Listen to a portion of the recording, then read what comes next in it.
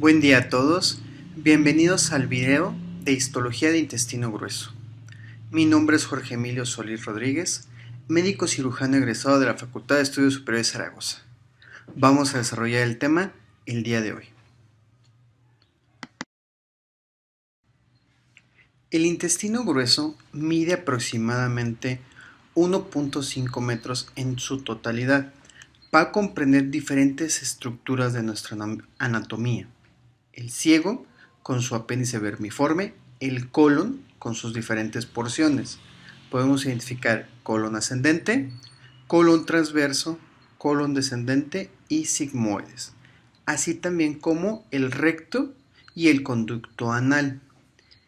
El colon implica una importante función en nuestro organismo.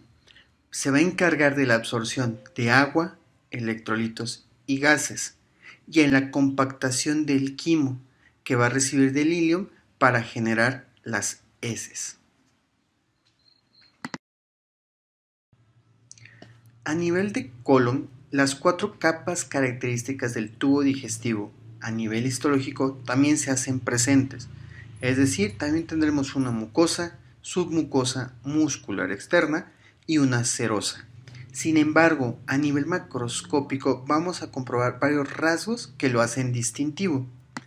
Estos rasgos inician con las tenias de colon, que van a ser 3 bandas equidistantes, estrechas y gruesas, formadas por la capa longitudinal externa de la muscular externa. Se ven sobre todo en el ciego y en el colon, y van a estar ausentes a nivel de recto, conducto anal y el apéndice vermiforme. También identificamos las austras colónicas, que son saculaciones visibles entre las tenias del colon y van a ser abundantes en la superficie externa del ciego y el colon.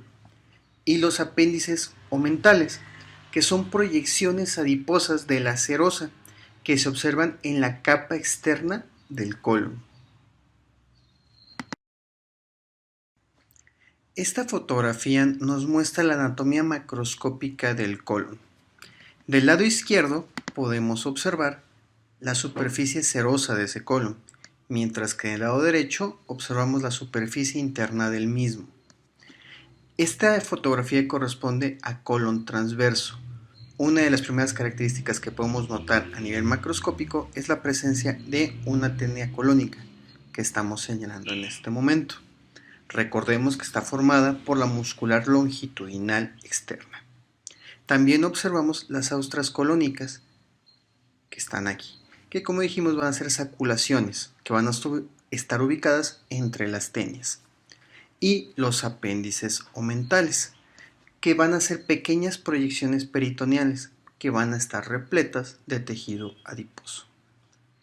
Por su parte, la superficie interna, la superficie mucosa, presenta pliegues semilunares que están señalados con las flechas, y estos van a ser respuesta a esa mucosa a las contracciones de la muscular externa. Si comparamos con el intestino delgado, observamos que no están presentes las válvulas coniventes ni esas vellosidades que a nivel macroscópico nos daban la imagen del intestino delgado en su interior de estar aterciopelado.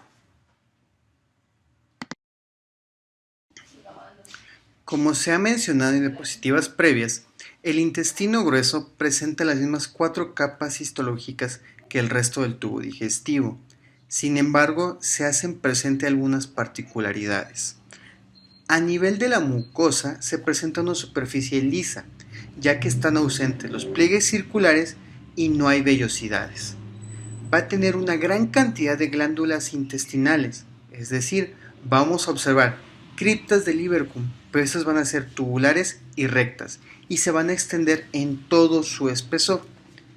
Estas glándulas van a consistir en el mismo epitelio cilíndrico simple que va a poseer la superficie intestinal. A la exploración de la superficie luminal del intestino grueso, a nivel de microscopio, vamos a ver los orificios de estas glándulas, que se van a distribuir de una forma ordenada. El epitelio mucoso del intestino grueso va a contener las mismas células que el intestino delgado, a excepción de una, La célula que no va a estar presente a nivel de colon va a ser las células de Paneth.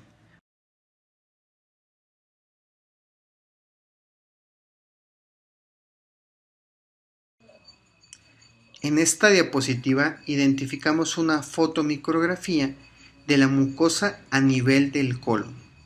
Se observa la continuidad del epitelio superficial del colon y la gran cantidad de glándulas intestinales o criptas del Lieberkühn, que van a ser tubulares, rectas y no ramificadas. Las flechas que estamos señalando en este momento nos indican los orificios de las glándulas en la superficie intestinal. Las células epiteliales de estas glándulas van a corresponder principalmente a células absortivas y células caliciformes. La mayor parte de células absortivas la vamos a encontrar en el borde apical y conforme descendemos en esta glándula observamos la gran abundancia de células caliciformes que vemos aquí. Aquí tenemos las células absortivas y conforme descendemos la gran cantidad y presencia de células caliciformes. Vemos también la lámina propia, que va a ser rica en linfocitos y otras células del sistema inmunitario, y por debajo de estas la muscular de la mucosa. Es así como va a estar conformada la mucosa a nivel del colon. La submucosa del colon sigue presentando vasos sanguíneos y linfáticos, así como el plexo submucoso de Meissner. Con respecto al intestino delgado no hay cambios significativos. Donde vamos a encontrar el cambio más significativo a nivel de colon es en la muscular externa. Sigue persistiendo una circular interna, pero la longitudinal externa se condensa en pequeñas bandas, que son denominadas las tenias del colon y que pueden observarse a simple vista. Estas capas van a ser longitudinales y van a formar una lámina muy delgada. Se van a presentar a nivel del ciego y el colon, pero a lo que es a nivel de recto, conducto anal y el apéndice no va a estar presente, ya que a estos niveles la muscular externa, en su capa longitudinal, va a presentar un grosor uniforme, como en el intestino delgado.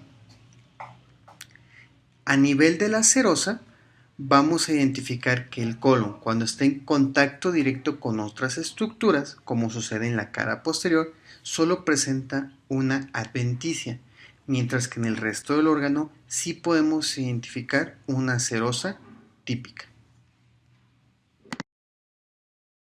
En esta diapositiva observamos un corte transversal en el intestino grueso.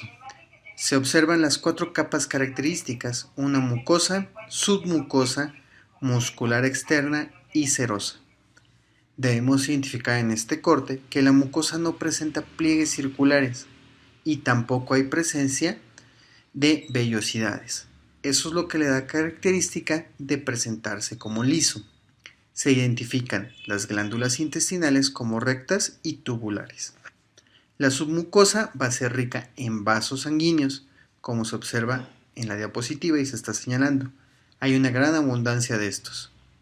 Y donde presenta el cambio más importante es en la muscular externa, donde se sigue organizando en 2 haces, una circular interna de un grosor adecuado y una longitudinal externa, que aquí en la diapositiva vemos que está muy delgado, pero si la seguimos se engrosa de manera importante, formando lo que se denomina como tenias del colon. Estas se van a presentar sobre todo en ciego, colon ascendente, transverso y descendente, y ya no va a ser su presencia a nivel de recto o canal anal, así como tampoco se presenta a nivel del apéndice. Y por abajo de todo esto observamos la serosa. Así es como vamos a identificar un corte histológico de colon. En esta imagen observamos el ciego, que va a ser una bolsa que se va a extender posterior a la unión de la válvula iliocecal. El apéndice va a ser una invaginación digitiforme, delgada a esta bolsa. La histología del ciego ya la hemos visto anteriormente, sin embargo, la histología del intestino delgado difiere en que él no presenta tenias, sino que su capa externa, longitudinal de músculo, es una capa uniforme, a diferencia del colon, que ya vimos que se condensa en las tenias. El rasgo más obvio para distinguir esta estructura es la presencia de una gran cantidad de nódulos linfáticos que se extienden dentro de su submucosa. Esto tiene gran relevancia a nivel histológico y clínico de esta estructura, ya que una inflamación de estos nódulos puede conducir a una obstrucción de su luz y desarrollar un cuadro agudo de apendicitis. Y ahí la importancia de esta parte histológica del apéndice. En esta diapositiva se presenta un dibujo idealizado de un corte histológico de un apéndice vermiforme. Lo usaremos como anclaje para ver ya un corte real histológico de la apéndice. Observamos la luz de la misma, así como criptas formando la mucosa del apéndice vermiforme. Por debajo, en la submucosa, hay una gran cantidad de centros reactivos de folículos secundarios, de folículos linfoides, que es una característica muy importante a destacar en la apéndice. A nivel de la muscular externa, se identifican su circular interna y la longitudinal externa con un espesor adecuado, sin ningún tipo de engrosamiento. Aquí no hay la existencia de tenias. Y en la parte más distal observamos la serosa. Un detalle que no en todos los cortes histológicos es visible es la presencia del mesoapéndice, que estamos identificando en la diapositiva a este nivel. En esta microfotografía observamos un corte histológico real a nivel del apéndice vermiforme. Identificaremos de primera instancia la luz de esta misma y la presencia de criptas que están formando parte de la mucosa de la misma. Por debajo encontramos la submucosa, que se extiende por todo lo que señalamos con el puntero, y se identifican una gran cantidad de folículos linfoides, característica primordial del apéndice vermiforme, que nos ayudará a identificarla en cortes histológicos. Y una muscular, con sus dos capas, circular interna y longitudinal externa, con un adecuado grosor sin identificarse engrosamientos localizados, es decir, no identificamos tenias a este nivel. El recto es la porción distal dilatada del tubo digestivo. Su parte superior se distingue del resto del colon distal por la presencia de pliegues rectales transversos, que estamos señalando en este momento. La mucosa del recto es similar a la del resto del colon distal. Posee glándulas intestinales tubulares con muchas células caliciformes. La porción más distal del tubo digestivo es el conducto anal. Tiene una longitud promedio de 4 centímetros y se extiende desde la cara superior del diafragma hasta el orificio anal. La porción superior del conducto anal presenta unos pliegues longitudinales denominados columnas anales. Las depresiones entre cada una de ellas recibe el nombre de senos anales. Podemos distinguir también en esta imagen la presencia de engrosamientos musculares que van a formar el esfínter anal interno, así como el esfínter anal externo. Y en su porción más distal del conducto anal vamos a distinguir ciertas zonas de transición que tienen importancia por los cambios en su revestimiento epitelial. La zona colorectal, que va a ser una zona donde va a haber un epitelio cilíndrico simple, con características idénticas a las del epitelio del recto. La zona de transición anal, que ocupa el tercio medio. En esta va a haber una transición entre el epitelio cilíndrico simple de la mucosa rectal y el epitelio estratificado plano de la piel perianal. Y la zona escamosa, que va a ser el tercio más distal, que va a estar revestida por epitelio estratificado plano y que es continuo con la piel perianal. En esta microfotografía observamos un corte longitudinal a través de la pared del conducto anal. Debemos de notar las tres zonas del conducto anal. La zona escamosa, que va a tener un epitelio estratificado plano. La zona de transición anal, que tiene un epitelio estratificado plano y un epitelio cilíndrico simple de la mucosa rectal. Y la zona colorectal, que contiene solo un epitelio cilíndrico simple, como el resto del colon. Hemos de notar también el esfínter anal interno, que este es producto del engrosamiento de la capa circular de la muscular externa. En el tejido subcutáneo vamos a ver unos pequeños haces o fibras de lo que es la porción del esfínter externo del ano, que identificamos en esta zona. En esta diapositiva observamos la transición de la mucosa rectal con criptas que observamos en esta zona con su epitelio cilíndrico simple a un epitelio estratificado plano no queratinizado que observamos en esta zona. También en esta misma diapositiva se identifica una acumulación de linfocitos en esta zona.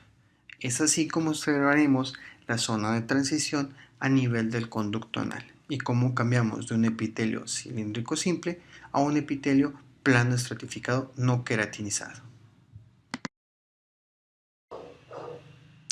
Y por último, en esta diapositiva tenemos otro corte a nivel de la unión recto-anal.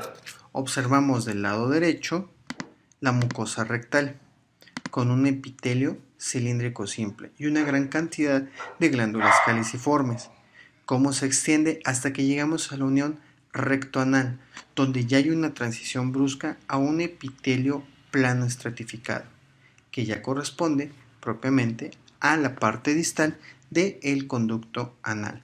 Y aquí se estará uniendo en su parte más distal con ya la piel de la región perianal. Gracias por la atención prestada a lo largo de la presentación. Esta es la bibliografía utilizada para la realización del presente video. Espero sea útil para su formación y gracias. Que tengan excelente día.